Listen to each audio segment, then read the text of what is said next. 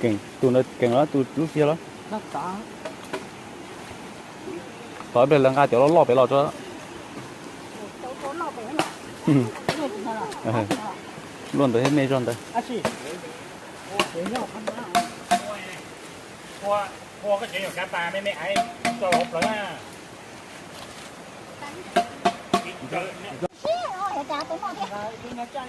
cá cừu thì chỗ lọt thế này không nào đa tá thế cảnh thế và mông thế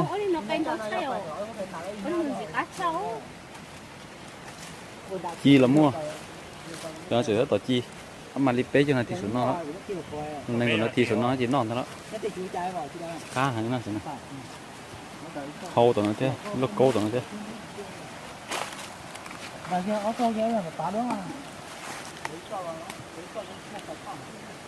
nó tay bé chuyện dê nó một bé gì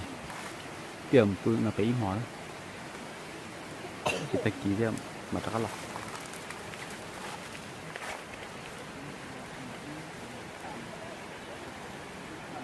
rồi nó bé ta tỏi cho nó mò nè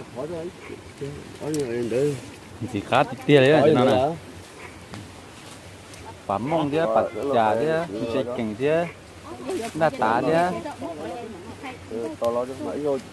bây giờ chế nữa cho nó rồi chu lắm mua đấy nha anh chu lắm mua này cá tia có sao qua bông trồng ngu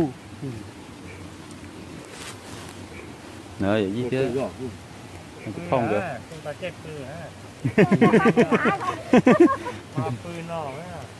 để nó chỉ cơ nên nó rất là tốt vì nó nè mà xa thì kìa đi từ xí rồi bé chơi cho chân đất bò hoặc là một nó thế này nữa đi chia sắp lời họ này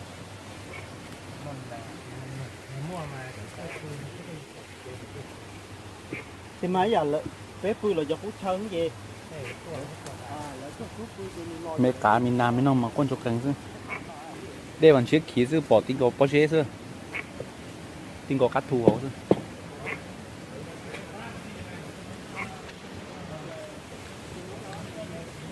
tinh chế thì kia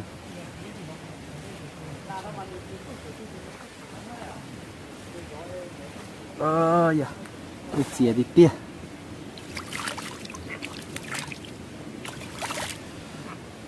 trộn bia thì chỉ ít bia chứ mà đi ôm bia ăn rồi thế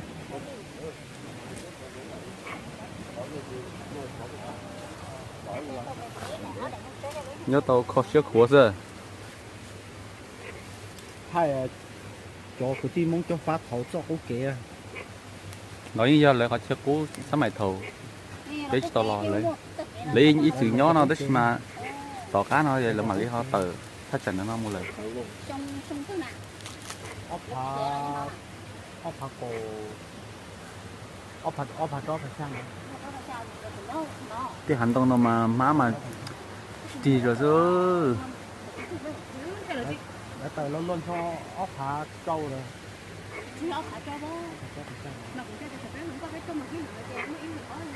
có chiếc khóa sư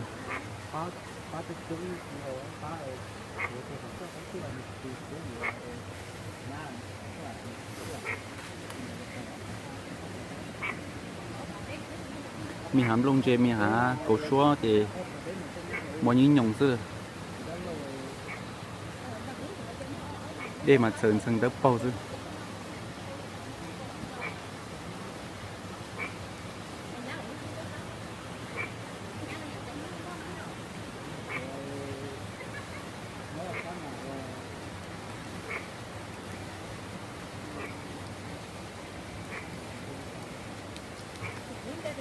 nói ra cho cha bé ta tỏ hôn chế thế ôm mỏi cho hổ nữa cái liệp phua là chỉ no cá ai này chủ nhỏ họ ai mua họ đi sai à cho nên kia bay có vẻ út cho rồi lúa tự cho nó tắt tỏ có xía á nó sẽ xía là chỉ cá hả cá chưa hàn dìa thế này bỏ ta xuống nào cá tá thế chỉ cảnh thế và sống thế chỉ lo dễ lắm mua tao bỏ nữa thế nào thế rồi nè sao rồi nó sẽ cá chẳng ta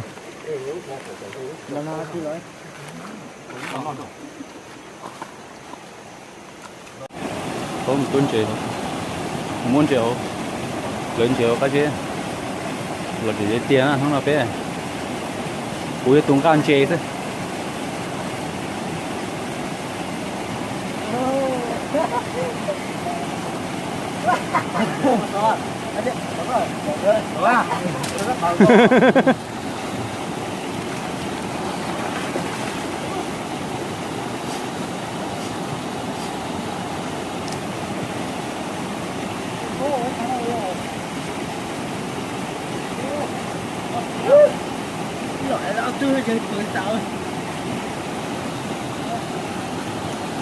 phải không? Cũng mà tuôn nữa tuôn.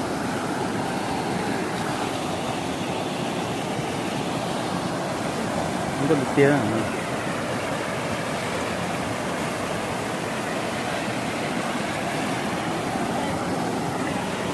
Gì?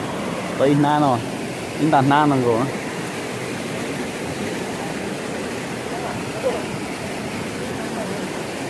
Sát tà liền.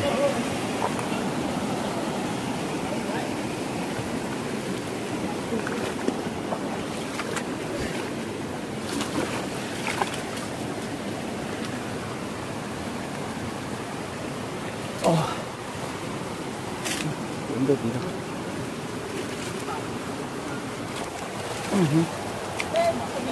Ui, tuyệt.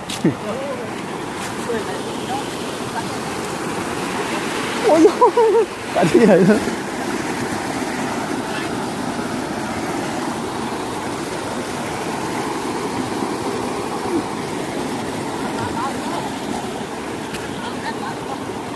Cá chưa?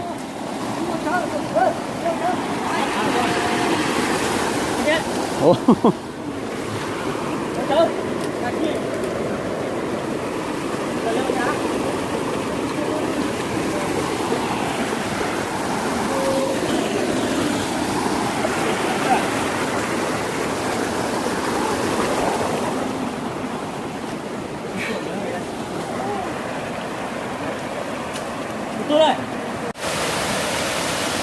Từ đồng hồ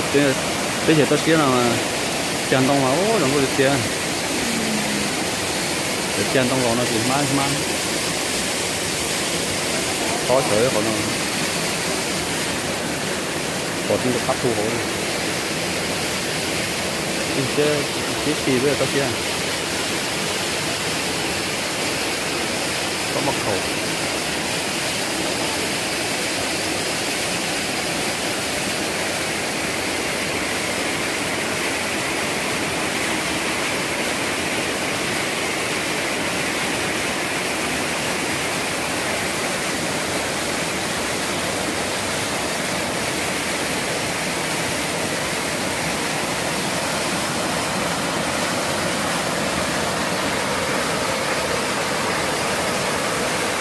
ok.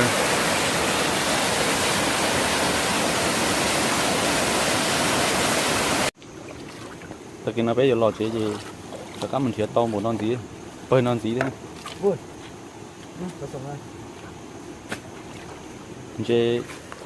Chế cảnh thế, cảnh đa tá, một số hòn chế đâu, số hòn một tá này.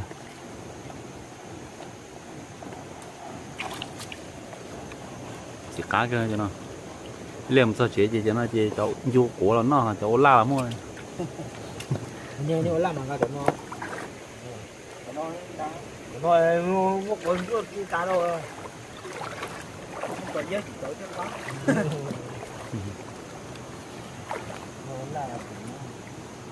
cá cơ đi biết chừng chỉ tao xía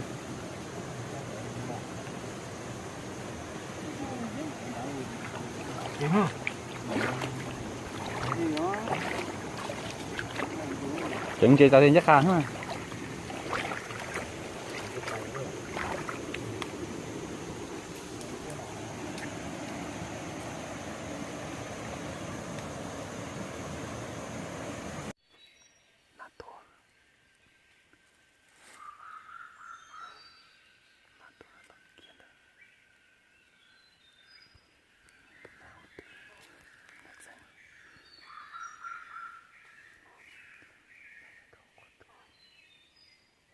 Tôi ít hơn đấy.